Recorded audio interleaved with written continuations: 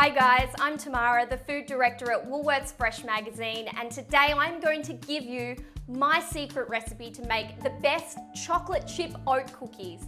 They're soft, they're chewy, they're full of chocolate chips, and I'm going to give you heaps of tips along the way. Watch along and let's get started. Alright, so clean hands. I'm going to run you through the ingredients that you're going to need. We've got 1.5 cups of plain flour, 1 cup of rolled oats. You're going to need a teaspoon of bicarb soda, 3/4 of a cup of firmly packed brown sugar, some flaked salt, a teaspoon of vanilla, 1/3 of a cup of caster sugar, and most importantly, dark chocolate. Dark chocolate's the best in this. Alright, so I brought in my mixer because normally it's hiding away in the corner. First step is preheat your oven to 180 degrees fan forced. And our first step here with the mixer is going to be creaming our butter and sugar together. So I've got unsalted butter here. It's at room temperature, so if I push it, it makes a dent in it, but it's not too soft that it's starting to melt. And I've got a paddle attachment for my mixer. So if you don't have a stand mixer, you can just use a handheld beater. That's totally fine. All right, so butter into the mixer. We're going to start off at a slow speed and slowly increase to medium speed. All right, so it's looking really good. This step takes about, I don't know if you can hear me. This step takes about 2 to 3 minutes. And if you do notice it getting stuck on the sides of the mixer, you can just stop it at any point and just give it a scrape down with a spatula. I'm just going to pop that back on, and it's just going to take about another minute, but you can already see it's getting nice and pale and fluffy. The hardest part is always waiting for the cookies to be ready. That's the hardest part of this recipe. Okay, so the butter looks beautiful, pale, fluffy, so it's time to talk about the sugar. So we're using 2 types of sugar. This is critical. This is a really good tip for making cookies. So dark brown sugar has a little bit of molasses in it, gives it that darker color, but most importantly, a beautiful caramel flavor. And it's also going to make your cookies really soft and chewy. And then caster sugar just makes sure that, we still have some structure to our cookie and that it's a little bit crisp on top. And then just put the mixer back on, and it's going to take about a minute to combine. Butter, sugar, done. You can see it's that beautiful, consistent color and texture. It's nice and fluffy and creamy. So it's time to add the egg. So just cracking in 1 egg. Whoop. And also adding in the vanilla at this stage too. We've mixed a lot already, and that was to get some, air into that butter mixture. But now it's about mixing as little as possible because we don't want tough cookies. So this is just going to take about a minute just until it's incorporated. It's looking beautiful, thick, creamy, still fluffy. Now it's time to add the dry ingredients. I'm using rolled oats along with that plain flour. It just gives the cookies a really nice, interesting texture. Flour.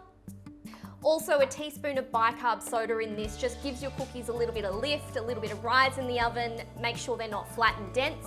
And salt is really important too. Just a pinch will season the cookies, and as weird as that sounds, it is important to season sweet as well as savoury. This sounds like the soundtrack to my life. Just constant mixer in the background. So you can hear the sound of the mixture changing a little bit. That's my sign that this is ready. Okay, really important not to overmix, so I think we're done, we're good. So it's time to chop the chocolate. At this point, you can use other mix-ins as well, like cranberries or sultanas, but I have no idea why you would, because chocolate's obviously the best. So let's get chopping. I'm using a block of dark chocolate because I find this is better than using chocolate chips.